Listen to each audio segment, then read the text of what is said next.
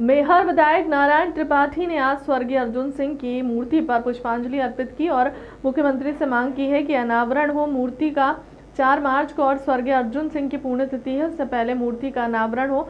मुख्यमंत्री से मांग की है कि वहीं नारायण त्रिपाठी ने बताया कि सरकार ने 4 मार्च से पहले मूर्ति का अनावरण नहीं किया तो हमारे पूरे विंध्य के वासी सभी धर्मों के लोग आकर मूर्ति का अनावरण करेंगे 4 मार्च को भोपाल में।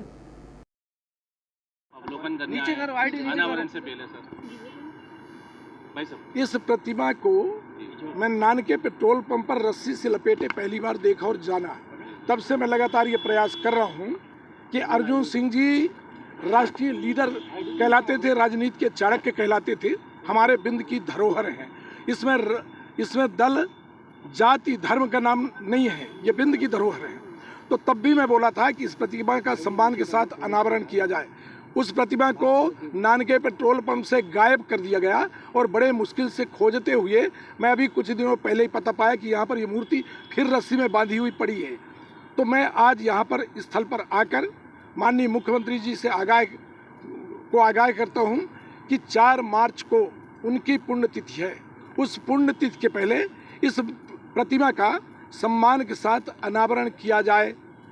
उनके घर परिवार के हमारे सम्माननीय अजय सिंह जी हैं, वो इस प्रतिमा का सम्मान के साथ अनावरण कराएं, अन्यथा बिंद के लोग अब इस प्रतिमा का 4 मार्च को अनावरण करेंगे, जो बिंद के सम्मान के दिवस के रूप में हम लोग मनाएंगे। यदि बात की जाए तो आज मुख्यमंत्री शिवराज सिंह चौहान खुद आज विंध्य क्षेत्र में जा रहे हैं और रीवा को करीब 800 करते हैं, लेकिन सरकार तो सर बड़ी एक सौगात देने जा रही है सर। आज बिंद प्रदेश का प्लेन जो मिलने जा रहा है, प्लेन सुविधा भी जरूरी है, पर जो मूलभूत सुविधा है, पढ़ाई की व्यवस्था, दवाई की व्यवस्था, हमारे युवाओं को नौकरी चाकरी रोजगार की व्यवस्था, बच्चों को खेल कूद की व्यवस्था, आज भी हमारे बिंद में जहां पढ़ाई की व्यवस्था के लिए इंदौर जाना पड़े, दवाई के लिए नागपुर जाना पड़े, बच्चों को खेल कूद की व्यवस्था न हो, इसको हम विकास का नारा देके या विकास यात्रा के नाम पर जो काम चल रहे हैं, विकास यात्रा भी तो एक तरह से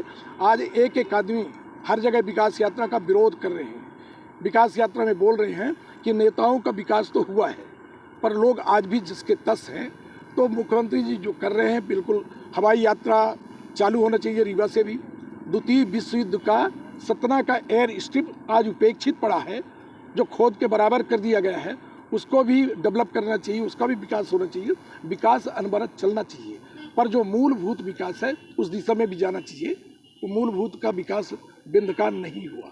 आपने मुख्यमंत्री जी से इस ब्राह्मणों को अपमानित किया गया, उन्होंने पूरी पटेल विधायक के सामने इस्तीफा दे दिया, किस तरीके से देख रहे हैं आप? उपेक्षित हैं ब्राह्मण हो चाहे सवर्ण हो चाहे अन्य जातियों हो, हम तो सभी के बारे में बोलते हैं कि हमारा SC ST जो गरीब वर्ग है, उनके बच्चों को पढ़ा लिखा दिया जाए तो 1 रुपया किलो गेहूं चावल की ज़रूरत नहीं पड़ेगी, गरीबी रेखा के कार्ड बनाने की ज़रूरत नहीं पड़ेगी। जिस तरह राजाओं महाराजाओं का काम था, उसी तरह सरकार का काम हो चुका है। और जहां तक ब्राह्मण और सवर्ण का मामला है, सवर्ण और ब्राह्मण भी तो गरीब होगा, वो भी तो उपेक्षित है, वो भी कहीं न कहीं पीड़ित और परेशान है, उसको भी तो बिल्कुल अलग कर दिया गया है।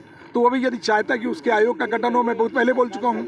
तो ब्राह्मण तो गरीब लाचार बेबस और सवर्ण ये सब लाचार बेबस बेसहारा हो चुके हैं। तो कोई भी कहीं भी मार के चला जाता है। तो इस विषय में सोचना पड़ेगा, समझना पड़ेगा। किसी जात के ऊपर या किसी धर्म के ऊपर प्रहार करना वर्तमान में उचित नहीं।